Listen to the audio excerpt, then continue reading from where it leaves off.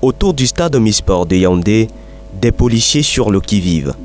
En préparation ici, une opération coup de poing pour tenter de libérer des autorités prises en otage par des terroristes en plein match de la Coupe d'Afrique des Nations.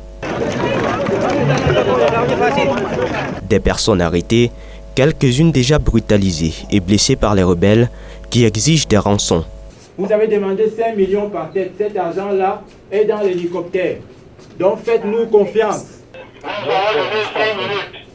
Vous n'avez pas respecté. En attendant, le dispositif de riposte se met en place. L'exercice mobilise une trentaine d'hommes du groupement spécial d'opération. L'intervention musclée aboutit à la libération des otages et à la neutralisation des terroristes. Procédons à la fouille pour nous rassurer qu'il n'y a aucun engin explosif improvisé dans la salle. À vous. Le service médical entre en jeu pour la prise en charge immédiate des blessés.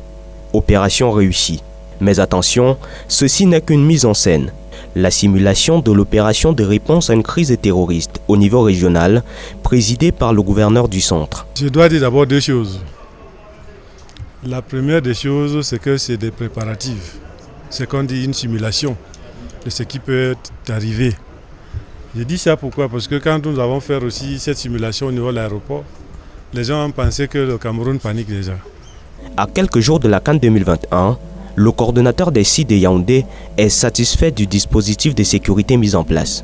Je dois dire que toutes les dispositions ont été déjà prises pour sécuriser et les populations de la région et les étrangers qui vont arriver pour visiter, parce qu'il y a toutes les mesures qui ont été prises dans les hôtels, à côté sur les stades, les hôpitaux, même sur les voies publiques. C'est le deuxième test ici au stade Omnisport, après celui d'envergure nationale tenu en septembre dernier, toujours en préparation de la CAN 2021.